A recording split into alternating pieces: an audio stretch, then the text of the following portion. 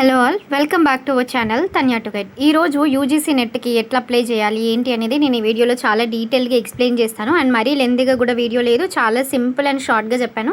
కంప్లీట్గా చూడండి. ఏదైనా డౌట్స్ ఉంటే ఛానల్ కింద కమెంట్ చేయండి. మీకు లింక్ కావాలి అన్న కూడా లింక్ అని కమెంట్ చేయండి, నేను డైరెక్ట్గా సెండ్ చేస్తాను.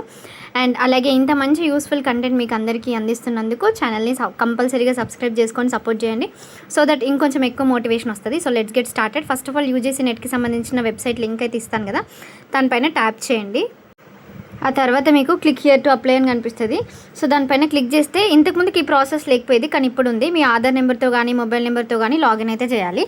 చేసిన తర్వాత మీకు ఓటీపీ వస్తుంది, ఆ ఓటీపీని ఎంటర్ చేయాలి. చేసేస్తే మీ డిజిలాకర్ అకౌంట్ లాగిన్ అవుతుంది. సో ఆ తర్వాత మీ బేసిక్ డీటెయిల్స్ అన్ని ఇవ్వాలి. ఇది first and foremost step.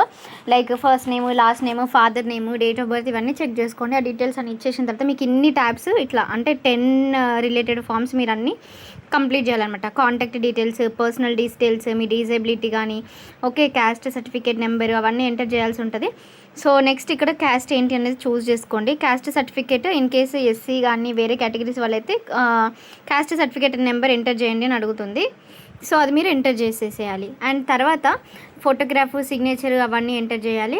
And అలాగే మీ ఏ ఇయర్ పర్స్యూ చేస్తున్నారో ఆ ఇయర్కి సంబంధించి మీరు సబ్జెక్ట్ ఏం చూస్ చేసుకుంటున్నారో ఆ సబ్జెక్ట్ కూడా మీరు ఎంటర్ అయితే చేయాలి. అండ్ దీనికి సంబంధించి ఫీ స్ట్రక్చర్ కూడా నేను ఆల్రెడీ ఇక్కడ డిస్ప్లే చేస్తున్నాను, చూడండి.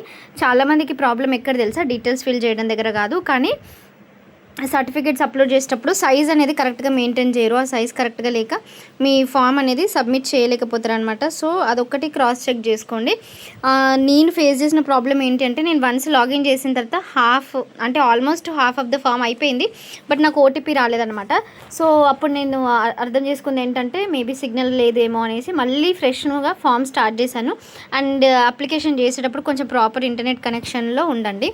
ఇంకొకటి, మీకు అపార్ ఐడి మీకు కాలేజ్లో ఉన్నప్పుడే మీరు జనరేట్ చేసుకొని ఉంటారు కదా, అపార్ ఐడి కూడా కంపల్సరీగా కావాలన్నమాట.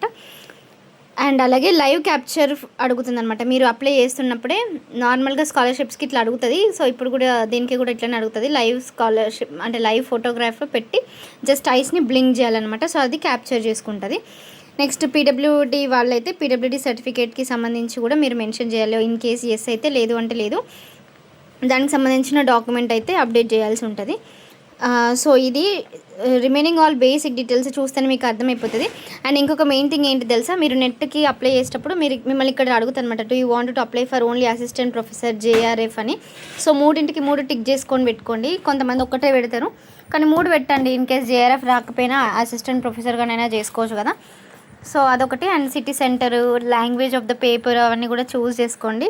మీకు దేంట్లో కావాలి అంటే దాంట్లో సిటీ కూడా చూస్ చేసుకోండి. తర్వాత ఈచ్ అండ్ ఎవ్రీ టైం ప్రతి పేజ్కి క్యాప్చా అయితే వస్తుంది, ఆ క్యాప్చా కూడా కరెక్ట్గా చెక్ చేసుకోండి.